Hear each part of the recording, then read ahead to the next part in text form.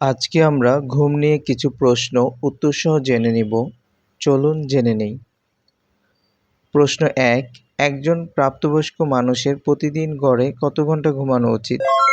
৪ থেকে ৫ ঘন্টা, ৬ থেকে ৮ ঘন্টা, ৯ থেকে ১০ ঘন্টা, ১০ থেকে ১২ ঘন্টা। সঠিক উত্তরটি হবে ৬ থেকে ৮ ঘন্টা। প্রশ্ন ২, ঘুমের অভাবের ফলে কী ঘটে?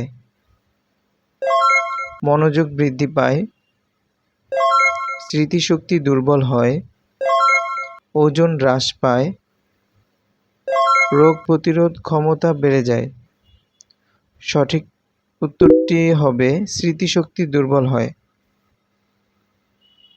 প্রশ্ন ৩, নিচের কোনটি ঘুমের উপকারিতা নয়?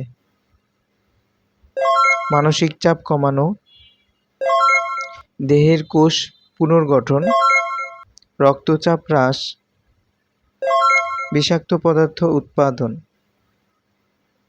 সঠিক উত্তরটি হবে বিষাক্ত পদার্থ উৎপাদন। প্রশ্ন ৪, নিম্নলিখিত কোন হরমোনটি ঘুম নিয়ন্ত্রণ করে? Insulin, adrenaline, melatonin, cortisol.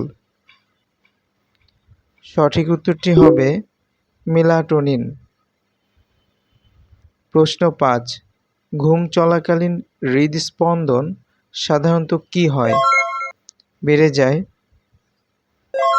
অপরিবর্তিত থাকে, ধীরে হয়ে যায়, অনিয়মিত হয়ে পড়ে। সঠিক উত্তর ধীরে হয়ে যায়।